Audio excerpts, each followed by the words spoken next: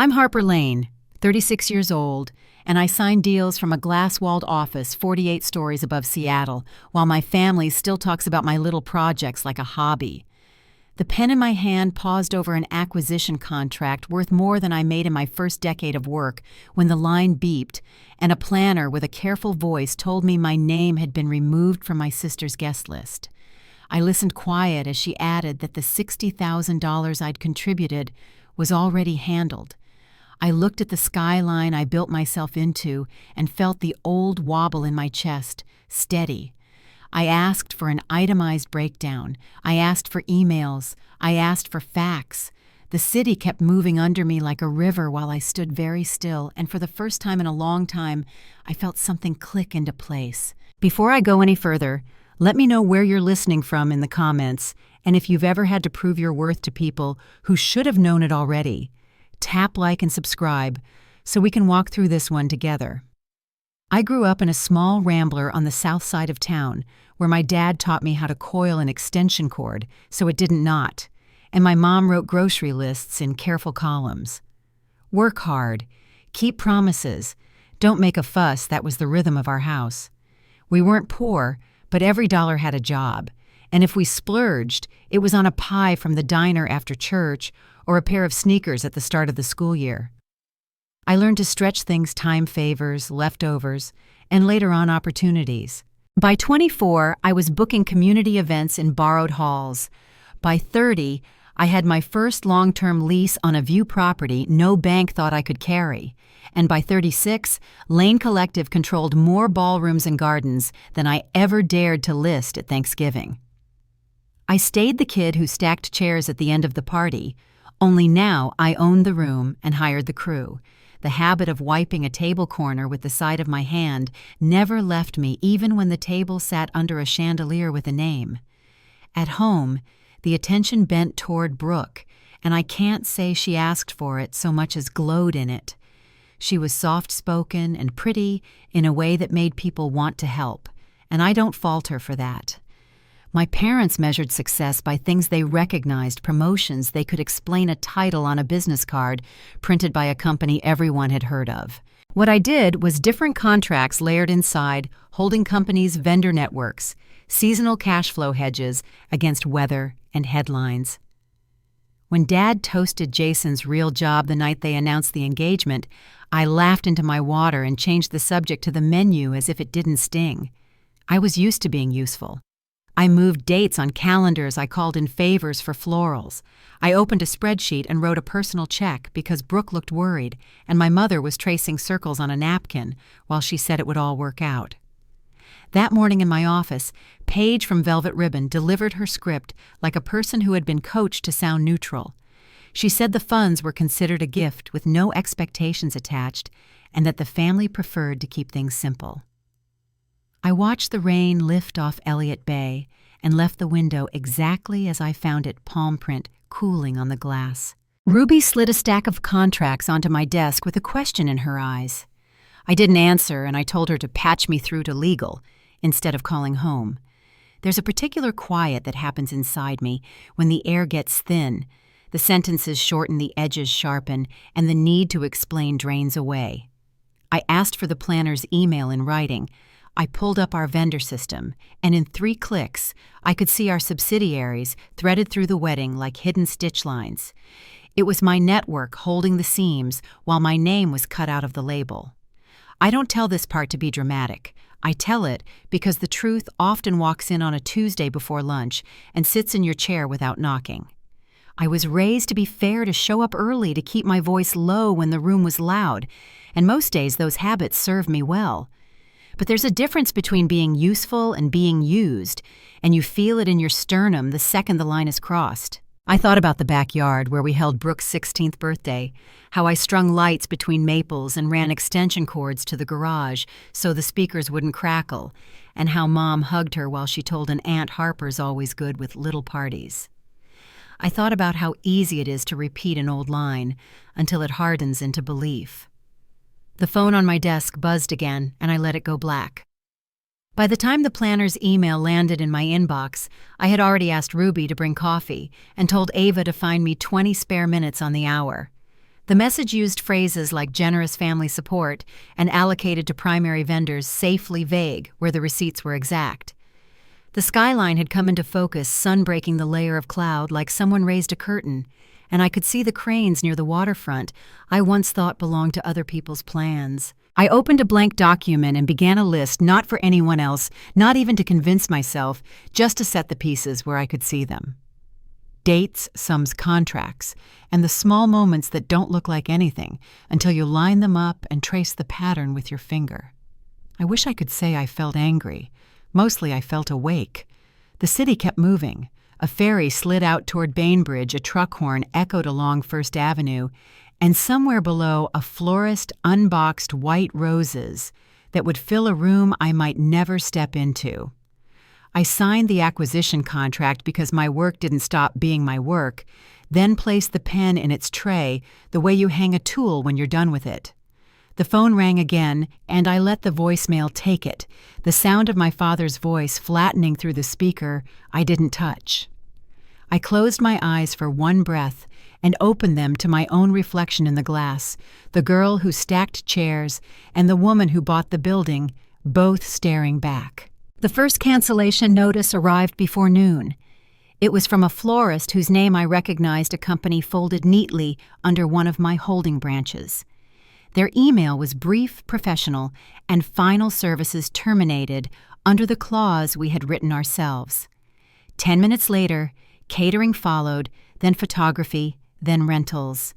By mid-afternoon, every vendor connected to my network had sent similar notices. My inbox, filled with digital echoes of the same line, contracts exercised deposits, retained services withdrawn. I sat in the center of my office, the city sprawling below, and listened to the silence between notifications. The decision was deliberate, written in plain clauses, yet the consequence was immediate. For the first time, my parents would face a problem they couldn't smooth over with charm or a credit card. The wedding Brooke had been promised was dissolving in real time, line by line, without my presence or permission. Ruby stepped into the room holding a stack of printed notices, her eyes searching mine. "They're calling every 5 minutes," she said quietly, placing the papers on my desk. I nodded, not asking who they could only be my parents. She lingered for a moment, then left, closing the door softly behind her. I traced my finger across the bold header's termination withdrawal cancellation, as if touching the words could confirm they were real. The city lights flickered on outside, and I knew somewhere my family was scrambling, calling, pleading, not yet realizing the scale of what they had done. By the next morning, the calls were relentless. My father's voice thundered through one voicemail, each word clipped with anger. He accused me of interference, of sabotage, and promised legal action if I didn't reinstate the contracts. My mother's message came minutes later, her tone sweetened, but no less sharp, asking how I could do this to my sister. She said a wedding was sacred, and families should stand together, not tear each other apart. I let both messages play out to their end, then set the phone face down on my desk. The skyline was clear that morning, a sheet of blue stretching past the sound, and for a moment I wished I could rest in that stillness. By mid-morning, the ripples had spread further. Ruby carried in pink message slips from names I hadn't heard in years, family, friends, colleagues of my parents, people with opinions, but no stake in the truth. One note came from a man on the business council asking if I had lost control of my vendors. Another came from an old family acquaintance wondering aloud what kind of daughter would jeopardize her sister's happiness. I read them all once, then set them aside. Rumors had a way of filling silence when the facts were inconvenient. That evening, after I sent Ruby home, I sat cross-legged on the floor of my living room with my laptop open and an untouched plate of takeout beside me. The penthouse was quiet, except for the hum of traffic below. I scrolled through an old video from Brooke's 16th birthday, our backyard lit with string lights I had hung myself. My mother's voice carried clearly as she told an aunt, "Harper's always been good at little parties." In the video, Brooke smiled beside her, unburdened and glowing. I paused the screen there, the frame holding a moment I knew too well, me in the background moving chairs unseen. The memories pressed in close, so I opened a new document and began to type. I wrote down the bank transfer, the vendor contracts, the emails where my parents credited themselves with gifts bought from my account. I added lines from letters where they described my work as a pastime always smaller than it was. Piece by piece, I set the evidence in order, not out of anger but for clarity. The pattern stretched across years, clear as the lights twinkling outside my window. My phone buzzed again. This time, it was Brooke, though not directly an Instagram post with her name attached. The photo was of her engagement ring, black and white, captioned with words about betrayal and selfishness. She didn't name me, but she didn't have to. The comments filled quickly with sympathy, each heart and hug an echo of her side of the story. I closed the app without replying, the screen still bright in my hand. Outside, the city pulsed with its own rhythm, indifferent to the fracture of one family. The next morning, Ruby arrived with a small brown paper bag that carried the scent of cinnamon and butter. "Your favorite," she said, placing a morning bun on my desk. She looked at me with quiet concern. "You haven't slept, have you?" I shook my head, accepting the pastry, grateful for the ordinary kindness. For a brief moment, I laughed at something she said, the sound startling in its ease. It was the first lightness I had felt in days, a reminder that not everyone demanded, some simply gave. The lightness ended 30 minutes later when voices echoed down the hallway. My father's footsteps were unmistakable, heavy and fast, followed by my mother's sharper tone and Brooke's silence. Ruby tried to hold the line at reception, but the door opened anyway. My father strode into my office, his face red with anger, my mother at his side. Brooke a step behind them. The sun slanted through the windows, casting their shadows across the floor. "What do you think you're doing?" my father demanded. His voice filled the room as if he still believed it was his to command. I leaned back in my chair, folding my hands on the desk. "Exactly what you taught me," I answered evenly. "Protecting my investments." My mother waved a hand as if dismissing the entire matter. "It's just a wedding invitation, Harper. Why make such a fuss? We assumed you'd be too busy with your projects anyway." I reached for the remote on my desk and pressed a button. The screen on the wall flickered to life, displaying the group messages they had hidden from me, conversations about seating charts, flowers, and credit card receipts. Lines where my mother said they could charge the venue to their account and cover it with my money. Words where my father wrote that I would never notice, too wrapped up in my little business ventures. The color drained from their faces as the words filled the screen. Brooke sank into a chair, staring at the messages as if seeing them for the first time. "Did you think I wouldn't find out?" I asked quietly. "Or did you just not care?" My mother opened her mouth, then closed it again. Her explanation thin before it even reached her lips. For the first time, the silence belonged to me. The door opened again, and Ava and Grant entered, carrying folders and tablets, their faces composed. Ava set a portfolio on my desk, sliding it open to reveal a detailed proposal. Grant followed with images of the Laurel House, one of my smaller estates. "Everything can be ready within the original time frame," Ava explained. "We've confirmed replacement vendors." My father stared at them in confusion. "You have a team," he said, as if the fact had only just occurred to him. "A remarkable one," I replied, standing taller. "And they've prepared an option that salvages the wedding while protecting my dignity, something you never considered." The solution was presented with precision, every detail accounted for. My family sat in silence as my team outlined alternatives. The balance of power shifted in the space of a single meeting. When they finished, I slid a folder across the desk, Lane Collective, embossed on the cover. "My alternative offer," I said simply. The room was quiet enough to hear the hum of the city beyond the glass. As they stared at the terms, my phone buzzed on the desk. The screen lit with a message from Brooke. I looked up and met her eyes across the room. The words were brief but clear. "I need to talk to you alone." I gave a small nod and she turned toward the door, leaving with our parents trailing behind her. The silence they left behind felt different now, charged with something new. 2 days later, Brooke would walk into one of my crown jewel properties and the real conversation would begin. 2 days later, Brooke arrived at Crescent Bay Lodge 15 minutes before our meeting time. From the terrace, I watched her car pull into the circular drive, the ocean spreading out behind her like a moving canvas. Grant was waiting by the entrance to escort her through the glass doors. When she stepped inside, her gaze moved slowly across the vaulted ceilings, the infinity pool and the walls of glass that seemed to pour light into the room. Her scarf fluttered in the wind as she walked toward me, her expression shifting from awe to something closer to unease. "Is this really yours?" she asked softly, her voice carrying over the sound of the waves below.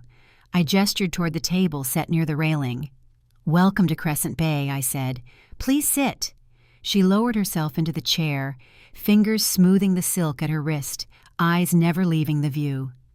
I placed a leather portfolio on the glass tabletop and opened it without ceremony. The first page was the confirmation from Paige at Velvet Ribbon, removing my name from the guest list. I slid it toward her, followed by a copy of the bank transfer for $60,000. "This is what was told to me," I said evenly. Brooke's hand trembled slightly as she traced the lines with her eyes. "Mom and Dad said you were busy that weekend. She whispered that you had meetings in Portland." I met her gaze steadily. "I own the venue, Brooke. I own most of the vendors. Did you really think I wouldn't notice?" Her lips parted, but no words came.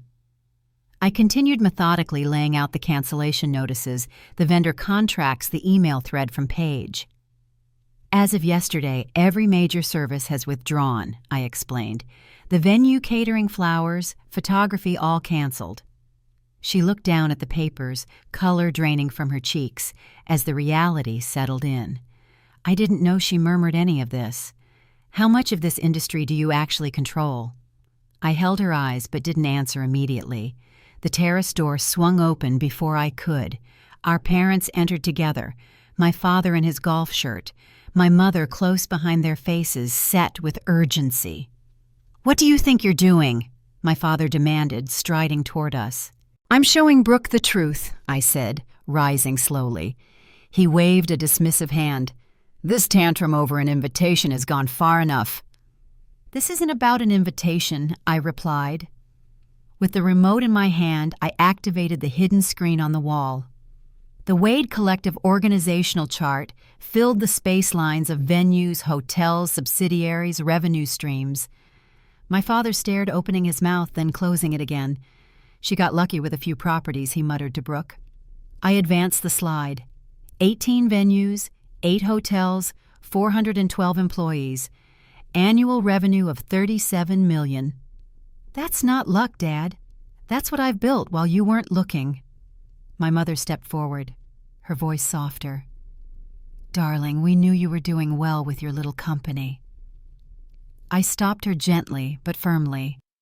"It's not little, and the insult isn't being uninvited. The insult is spending my money while pretending I don't matter." Brooke stood suddenly, her chair scraping against the stone floor. "I need you both to leave," she said, her voice sharper than I had ever heard it. "Now." My parents hesitated, shocked by her tone, but she didn't waver. The silence stretched until my mother turned toward the door, my father following reluctantly behind her. When they were gone, the air felt different, lighter but charged. Brooke turned to me, tears brightening her eyes. "I didn't know," she repeated. "They made sure you didn't," I said, closing the portfolio. Before either of us could speak again, the terrace doors opened once more. Ava and Grant entered, each carrying bound presentations. Miss Lane Ava said, addressing Brooke directly, "We've prepared contracts for the Laurel House. It's available for your original date." Grant placed his documents beside hers. "We've assembled a complete vendor package. Everything from your original plan has been replicated with adjustments for the new location." Brooke's eyes widened as she listened. "Miss Lane," she repeated quietly, as if testing the weight of the title. She looked at me differently, then not as her older sister always in the background, but as the leader others deferred to. Ava and Grant outlined the new plan with calm precision, every detail addressed. Brooke leaned forward, her posture shifting from defensive to intent, listening closely. By the time they finished, she glanced at me with something that looked like recognition. My phone vibrated on the table with another call from our parents, but I let it go unanswered. Their messages had been shifting from demands to pleas throughout the day. Brooke lifted her eyes to mine. "You'd really do this?" After everything, I met her gaze steadily. "The Laurel House is yours if you want it, but there will be terms." She looked toward the ocean, the waves breaking against the cliffs, then back at me. "I want to see it," she said quietly. "Show me the Laurel House." I nodded once to Grant, who began gathering the contracts. It wasn't victory, not yet, but it was the first step toward a conversation we had never truly had.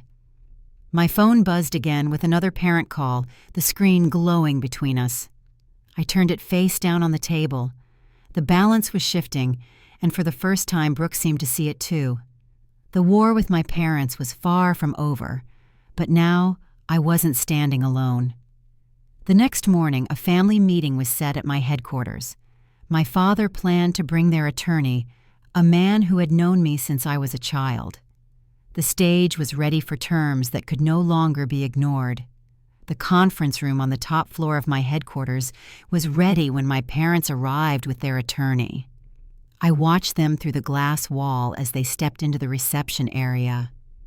My father adjusted his cufflinks, then his watch, the small movements I recognized as his way of holding on to control. My mother carried a forced smile, her pearls catching the light as she nodded at staff who greeted her.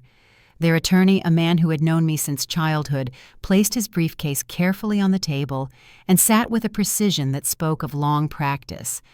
I remained seated at the head of the table, waiting until the door closed behind them. My father opened the conversation without hesitation, sliding a document across the polished wood. "We've drafted a reasonable compromise," he said. "You reinstate the original venue and vendors, and will ensure you receive a proper invitation." I did not touch the paper. Behind them, the city skyline stretched across the glass, tall and clear, as if reminding me how far I had come. "A compromise suggests equal standing," I replied. "There is nothing equal about spending my money while excluding me from the event." My mother leaned forward, her perfume familiar and heavy. "Think about what people will say, Harper. The family reputation matters." I met her eyes and answered evenly. "Apparently, it's worth exactly $60,000 plus tax." My father's jaw tightened. "You've made your point with this little business demonstration. Now it's time to be reasonable." His use of the word little carried the same weight it always had. Little business, little hobby, little Harper. I pressed the intercom button on my phone. "Ruby, please bring in the portfolio." When Ruby entered, she carried the folder with both hands and placed it in front of me with the precision we had rehearsed. I opened it slowly, turning the first page toward them. "Lane Collective grossed $83 million last year," I said. "That's nearly 7 times what your company ever made in its strongest year." My father's eyes widened, disbelief flashing across his face before settling into something harder to read. I flipped to the next page, a Wall Street Journal profile that named me directly as founder and CEO. I minimized our family connection in every interview I explained, not because I was ashamed, but because I thought it might hurt your pride to be known as my parents, rather than the other way around. I turned another page. Property holdings charts, contracts, awards. Each sheet laid out the scope of what I had built. Their expressions shifted gradually from certainty to silence, the kind of silence that comes when long-held narratives no longer fit the facts in front of you. "I don't need your permission to be successful," I said quietly. "I need your respect to be family." The door opened then, and Brooke entered. Her eyes were red-rimmed but steady, and Grant followed a step behind her carrying the portfolio I had asked him to share with her privately. She moved to stand beside me, not across from me. That choice alone shifted the air in the room. My terms are non-negotiable, I said, closing the portfolio in front of me. The Laurel House, 80 guests maximum, $185,000 paid up front. My father sputtered. That's outrageous, I answered calmly. That's market rate. In fact, it's a family discount. Brooke laid a hand on the back of the chair beside me, her voice softer but clear. I'd like a tour, she said, of everything. My parents looked at her in disbelief, but she didn't falter. I stood and nodded toward the hallway. Then let's go. We moved through the corridors past staff who greeted me with the respect of people who knew exactly who was in charge. In the main ballroom, crystal chandeliers scattered light across marble floors that had cost more than my parents' first house. Staff approached with questions. Miss Lane, the Morrison wedding needs approval on the custom lighting. Miss Lane, Chicago called about the acquisition timeline. Miss Lane, your investment team is waiting in the North Conference Room. Each one addressed me with the title I had earned, each one reinforcing the truth my parents had refused to see. I noticed my father growing quieter with every exchange, his shoulders no longer squared as firmly. My mother drifted toward a glass case that displayed awards and press clippings, her fingers brushing the edge as if she could touch what she had once ignored. When we reached my office, her gaze fell on the only personal item in the room, a framed photograph from Brooke's graduation, the four of us smiling, my arm around my sister's shoulders. You kept this here? She asked, her voice smaller than before. Some things matter more than others, I answered. Brooke stepped forward, then taking my hands in hers. I want you to be my maid of honor, she said softly, not just a guest, if you'll still consider it. Her words caught me off guard, warmth spreading in my chest, despite the careful defenses I had held for years. I'd be honored, I replied, adding the boundary I knew was necessary, but only if it's because you truly want me there. She squeezed my hands and nodded. I always did. I just didn't know. Not about any of this.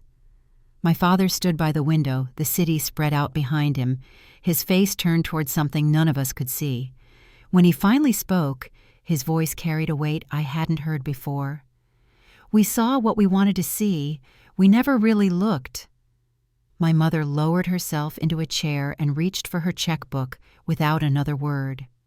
Her hand trembled as she signed for the Laurel House, no complaints about the cost, no attempts to negotiate. It was a quiet acknowledgement, the first I had received in years.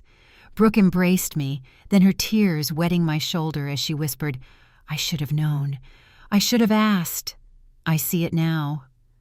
Over her shoulder, I caught Grant's eye and gave him a small nod. Make it perfect, I said simply. The wedding would move forward, but this time on my terms with respect in place of dismissal. It wasn't victory in the loud sense, but it was recognition, and recognition had been the missing piece all along. The day of the wedding was still weeks away, yet in that moment, I knew the balance had shifted for good. My family might not say the words outright, but the truth was no longer something they could deny. And as preparations began in earnest, the question remained, was this the beginning of reconciliation, or only the first fragile step toward it? The days that followed settled into a rhythm of negotiations and preparations. Brooke came to my office twice each time without our parents. She carried a quiet determination that felt new, her questions careful but direct. If we move forward with the Laurel House, she asked.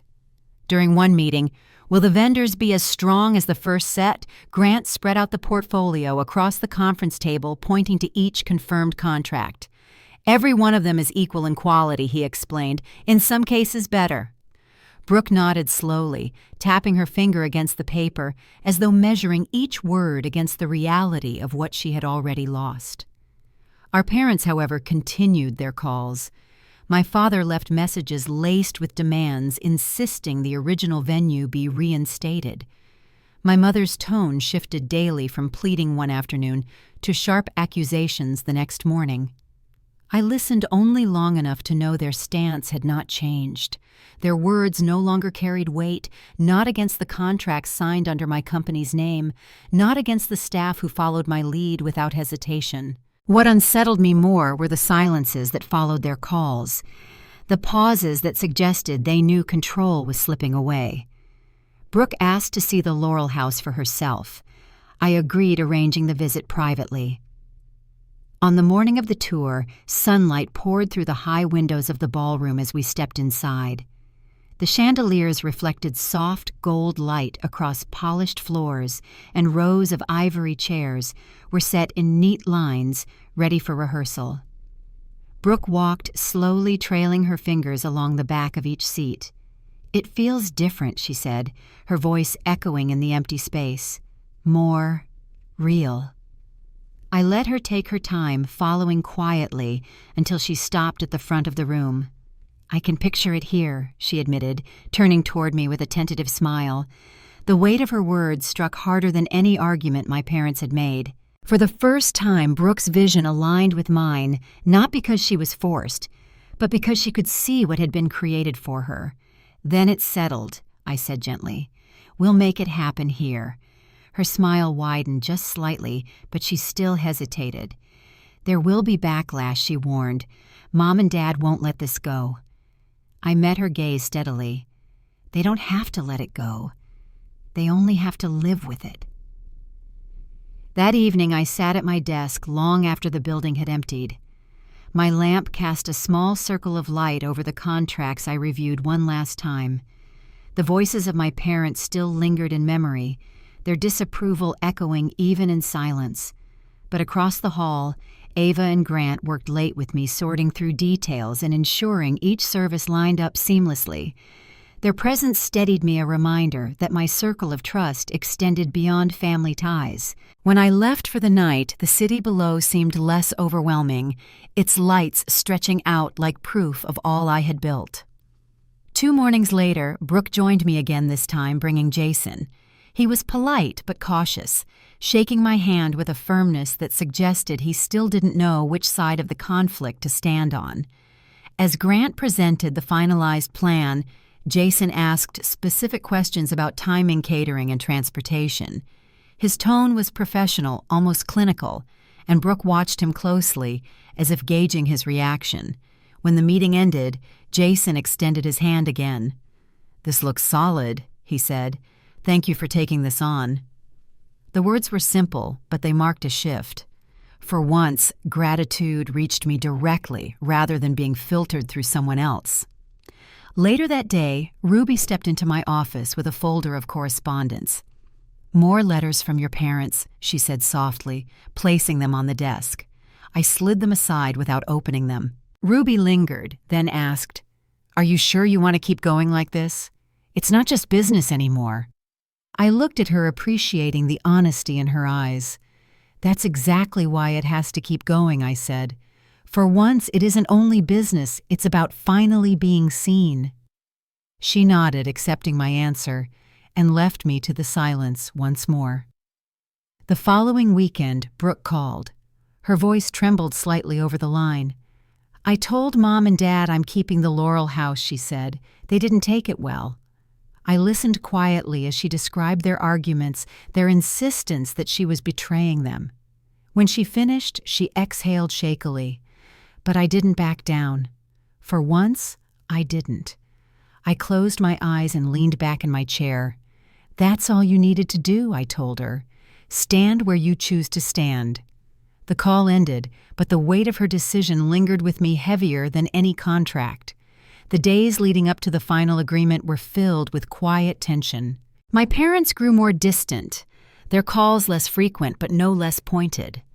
Brooke, meanwhile, grew firmer in her resolve, her questions sharper, her choices more deliberate.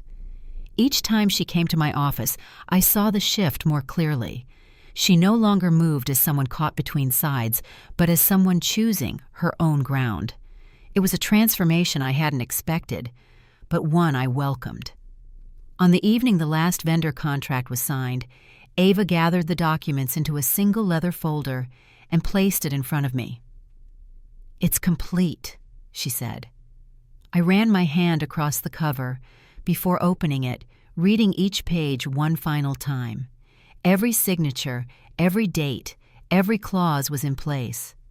The wedding was secured not through manipulation or pretense, but through clear agreements that no one could dismiss. I closed the folder and looked at her. "Thank you," I said simply. She gave a small nod, her expression unreadable but steady. That night I left the office later than usual. The air outside carried the faint chill of evening, and the lights of the city glimmered across the water. As I walked to my car, I thought about how far the situation had shifted. My parents still held their grievances, but Brooke had chosen differently. And with each choice she made, the line between dismissal and respect grew clearer. The balance had not only shifted in my direction, it had begun to settle there. The wedding was now only weeks away. Preparations would move quickly each day, pulling us closer to the moment my parents had tried to keep me from.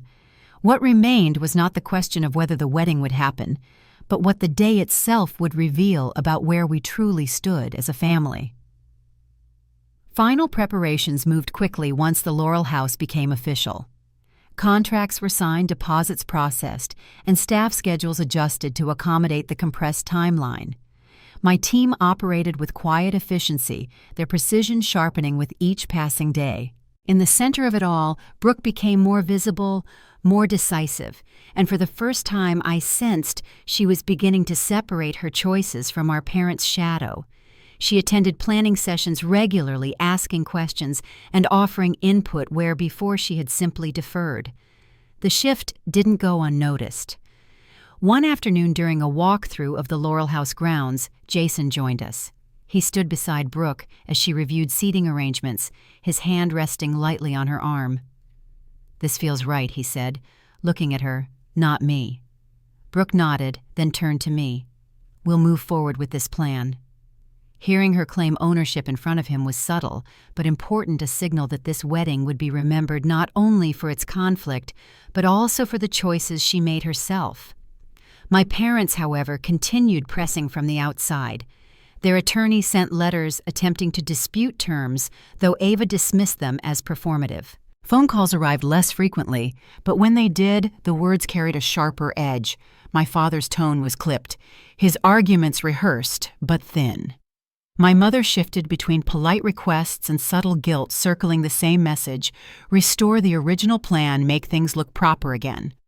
I allowed Ava to respond formally while I kept my distance. The conversations no longer deserved my direct energy. The turning point came at a scheduled family meeting in my headquarters. This time I entered with no hesitation. Brooke arrived early, carrying her notes and walking directly to the chair beside mine. When our parents entered minutes later, their surprise at the seating arrangement showed plainly on their faces. My father began with his usual posture of authority. "We can still return to the original contracts," he said firmly. "It's not too late." I opened the folder in front of me, showing the completed portfolio for the Laurel House. "It is too late," I said evenly. "The decision is final." Margaret tried a different tactic. "Think of how people will talk Harper, friends, business associates. A wedding should be seamless." I let her words hang for a moment before replying. "Seamless is exactly what this will be, but it will happen here on these terms." Brooke added her voice quietly but firmly. "I want it this way," she said. "I've already told you."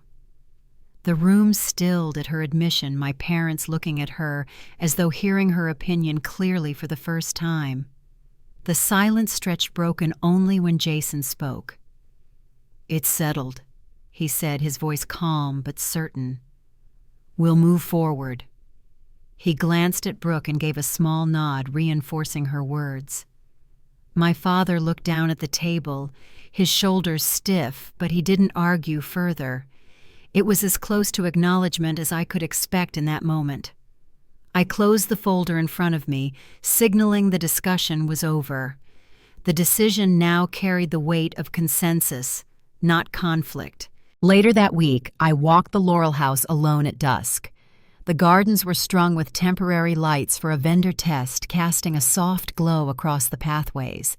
Staff moved quietly around me, finalizing details with practiced efficiency. I paused at the far end of the terrace, looking back toward the ballroom where so much of this had unfolded. For years, I had built spaces for others to celebrate, never imagining one would become the center of my own reckoning with family. The thought lingered as the lights flickered to full brightness, the house glowing against the evening sky. The following morning, Ruby entered my office carrying a stack of updates. All vendors confirmed for the rehearsal, she reported. Transportation secured. Catering finalized. She hesitated before adding, "Your parents requested a meeting again." Privately, I looked up from the documents considering her words. "Did they give a reason?" Ruby shook her head. "Just said they wanted to talk without lawyers or contracts involved." I let the papers rest on the desk. "Schedule it for later this week," I said finally. "Here, not at their house." Ruby nodded and left her footsteps soft in the hallway. When the day arrived, Thomas and Margaret entered my office without their attorney. They looked smaller than they had in the conference room, their certainty muted. My father spoke first. "We never meant for it to come to this," he said. My mother added, "We only wanted what was best for Brooke." I listened, saying nothing at first. Their words held no new explanation, only the same refrain dressed in softer tones. Finally, I answered, "What's best for Brooke is her decision, and she has made it." They exchanged a glance, and my mother's eyes glistened briefly before she lowered them to the floor. The conversation ended without argument, but also without resolution. They left quietly, and I returned to my desk, the city stretching wide beyond the glass. Their visit had carried no threat, no demand, only the weight of recognition that things had shifted beyond their control. It was not the apology I might have once hoped for, but it was a beginning of something else, an acknowledgement that the balance of power had changed permanently. As the wedding day drew closer, final rehearsals filled the schedule. Brooke arrived with Jason, her posture more confident than I had ever seen. She gave instructions directly to staff-checked details herself, and even overruled a suggestion from Jason with calm authority.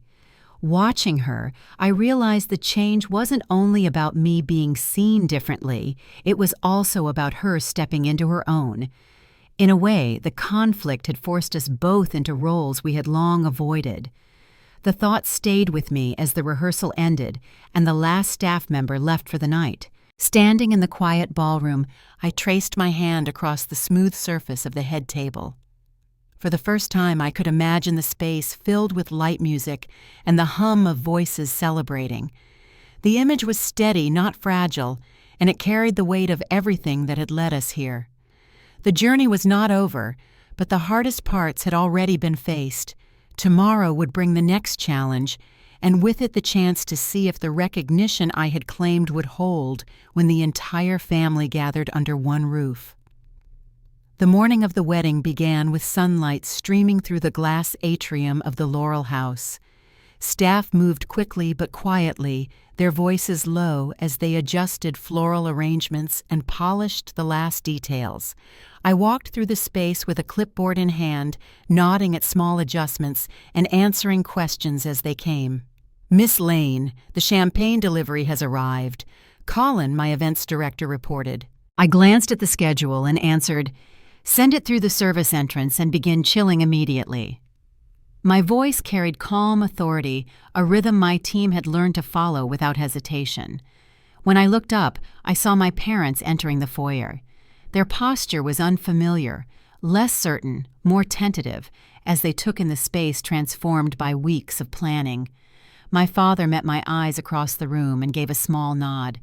It wasn't the dismissive pat on the shoulder I had grown used to, but something closer to acknowledgement.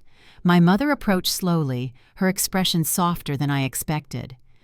"Everything looks beautiful," she said, her voice carrying both pride and regret. I offered a polite smile. "Thank you. Let me introduce you to my team." I gestured toward Ava Grant and Colin, each greeting my parents with professional respect that made the dynamic clear. My mother's eyes lingered, widening slightly as she recognized the hierarchy in which I stood firmly at the center. By the time guests began arriving, the Laurel House glowed with candlelight and soft music. I moved through the space with deliberate steps, ensuring every detail remained intact. When the ceremony began, I stood near the entrance watching Brooke walk down the aisle, her gown catching the light in delicate layers. Jason waited with steady composure, his eyes fixed on her. As they joined hands, I felt a quiet weight lift this moment once on the brink of unraveling, now unfolding without interruption. During the reception, crystal glasses reflected light across white tablecloths as guests settled into their seats. I rose to deliver my toast, the microphone light in my hand. The room grew still. To Brooke and Jason, I began my voice even. Family is complicated, legacy even more so. But tonight, what matters most is the love that builds something lasting. I paused, meeting my father's gaze across the room. You don't build empires out of spite. You build them with vision, and then you choose who shares the view. A ripple of applause followed, soft at first, then stronger. Brooke rose suddenly, microphone in hand, and moved toward me. Her voice caught slightly as she spoke. Not just my sister, she said, but my inspiration. Her words hung in the air, heavier than any applause. Later, as the music swelled and guests filled the dance floor, I stepped onto the terrace with Ava and Grant. The evening sky glowed copper over the sound, the air cool and steady. Grant raised his glass. To flawless execution, he said. Ava added with a smile, and bulletproof contracts. I touched my glass to theirs. To both, I replied. The three of us stood in companionable silence, the hum of the celebration drifting through the open doors. Hours later, after the last song had played and the final guests had departed, I lingered in the empty ballroom. The candles had burned low, their flames soft against the crystal glassware still scattered across the tables. Brooke approached quietly, her dress trailing behind her, and stood beside me. You held this together, she said, her voice low but steady. I see that now. I looked at her, the words needing no reply. She gave my hand a squeeze before slipping back into the night, leaving me with the echo of her admission. The next morning, sunlight poured through the windows of my penthouse as I gathered with a smaller circle, Brooke, Jason, and a few close staff who had become more like family. My phone buzzed with messages, photographs of the wedding spreading quickly across social media, each image tagged with the Laurel House name. Articles began appearing praising the elegance of the evening and highlighting Lane Collective as the driving force. Brooke glanced at her phone and then at me. You didn't just fund my wedding, she said. You made it possible. I won't forget that. As I looked around the table at Brooke and Jason beginning their new chapter at Ava and Grant, reviewing the next day's schedules at Ruby, setting down fresh coffee, I realized the recognition I had fought for had finally arrived. My parents had offered glimpses of acknowledgement, but this circle chosen and steady carried more weight. Still, I knew the story wasn't finished. Reconciliation with family rarely concluded in a single evening. The question remained whether the respect I had claimed would last beyond the glow of the wedding night. The answer would reveal itself in the days ahead when celebrations faded and reality settled back in. The morning after the wedding, the Laurel House was quiet again. The last of the staff had finished clearing away glasses and linens, leaving the ballroom bare except for the scent of flowers, still heavy in the air. I walked through the space slowly, each step echoing the silence a reminder of everything that had unfolded here. For once, there was no tension pressing at my shoulders, no phone vibrating with demands, only stillness and the memory of a night where everything had finally been seen clearly. Later that week, I hosted Sunday dinner at my penthouse.